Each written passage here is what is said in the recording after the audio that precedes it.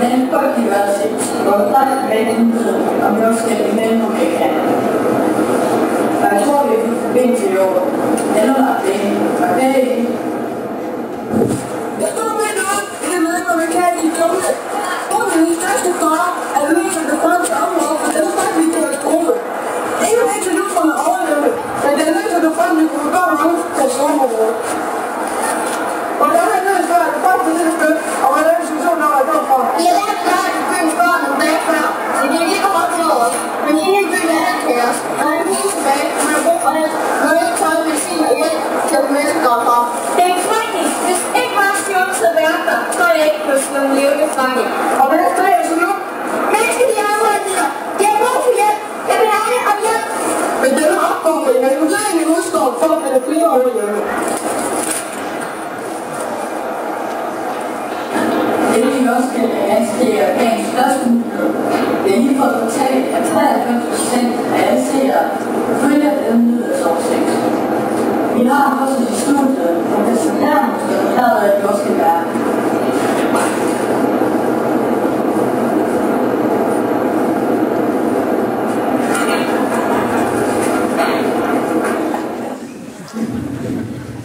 Se, en hel folk er vi blevet udslettet.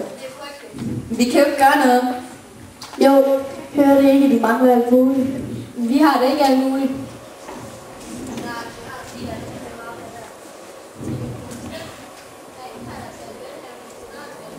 Jeg tror nok, jeg er med.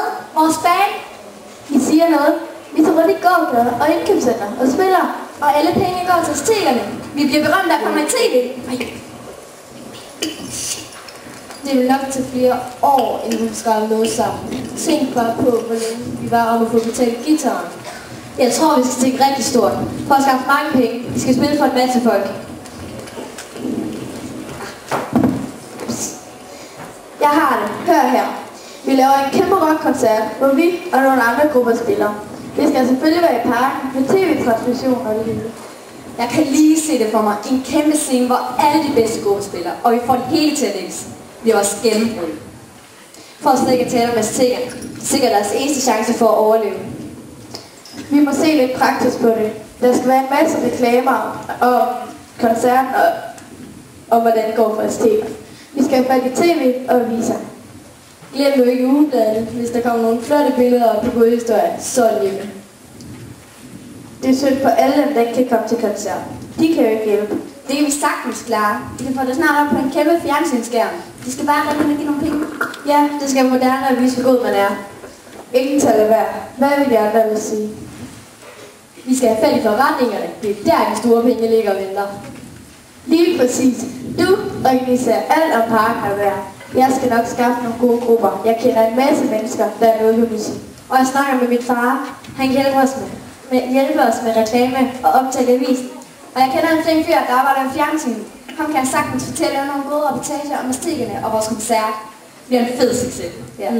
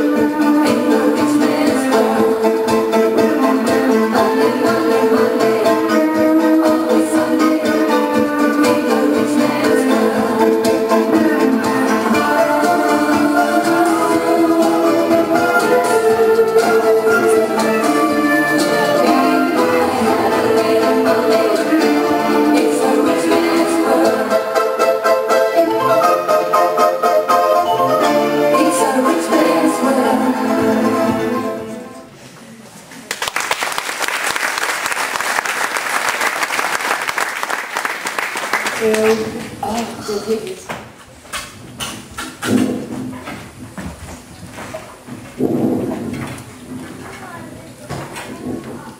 Hvor flot alle vores store planer og webøvelsetid på en særlig forsamling til 75 mand. Men vi kom da i fjernsynet.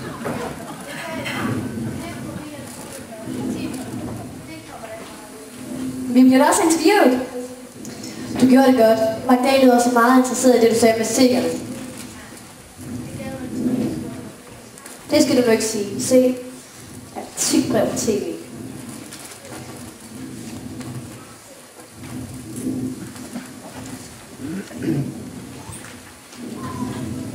Kære TV, vi er en flok sypiger, der samlede sammen med psykoen, og det gav 165 kroner, som vi sender til aztekerne.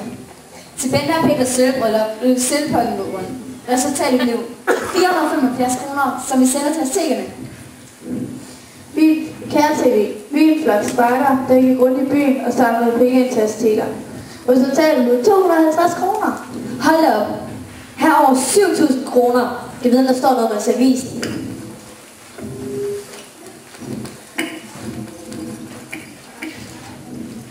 Se her, det er da for skørt. Hør, på vidsthed om fremtid, for tur kan alt inden spot om. Måske var det noget, det kan aldrig skade. Hvad mener du? Kom med, så skal I se. Vi prøver hende på Futura. Det er da rent skuespil. Og hvad så? Vi trænger til noget underholdning.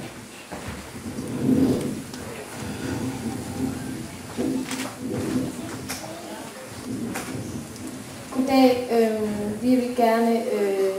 Forstår de? Vi er i gang med at samle penge ind til nogle azteker. Jeg forstår, I videre med hjælp af aztekerne.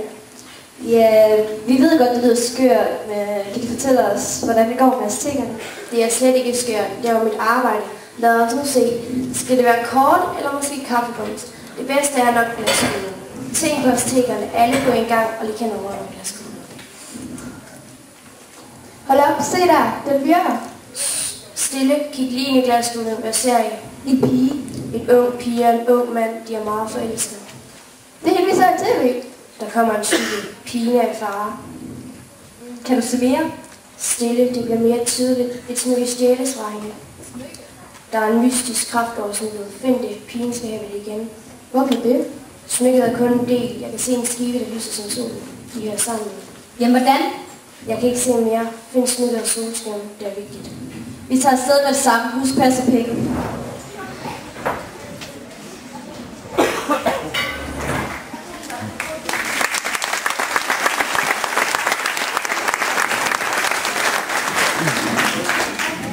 Er vi ikke snart ude i udskoven? Det var ikke så længe. Se den store sprække i bjerget. Den kom efter jordskælvet. Og på den anden side har jeg opdaget en by. Se stier, brede som veje. Er byen ligesom vores? Nej, slet ikke. Se en maskine derovre.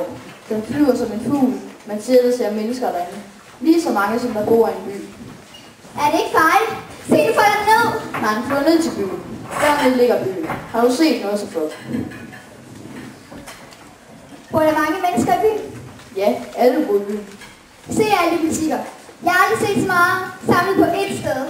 Ikke som derhjemme. Der samler kongen hver til sig selv. Det må vi lave om på. Nu skal vi leve på en helt ny måde. Det lover jeg dig. Nu begynder de nye tider. Lad os gå tilbage til lejren. Der er meget at lave om på. Hej. Har I set byen? Ja. Har I været dernede? Nej, det har vi ikke. Kom, så skal vi vise jer.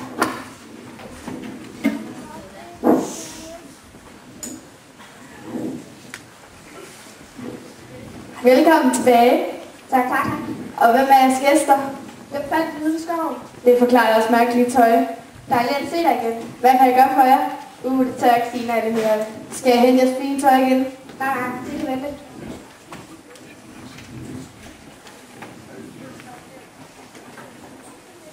Vi må lære Camiliano og Joe, hvordan man synger og danser i byen. Joe skal synge. Tjener. Hvad ønsker frøken? Vil du flytte bordet stålene? Nu skal vi danse. Danse? Er det nødvendigt? Det slipper nok ikke. Attention, mine damer og herrer. Pansers Café har nu fornøjelsen at præsentere de verdenskendte dansere fra Naomi og Lauras Danseskole.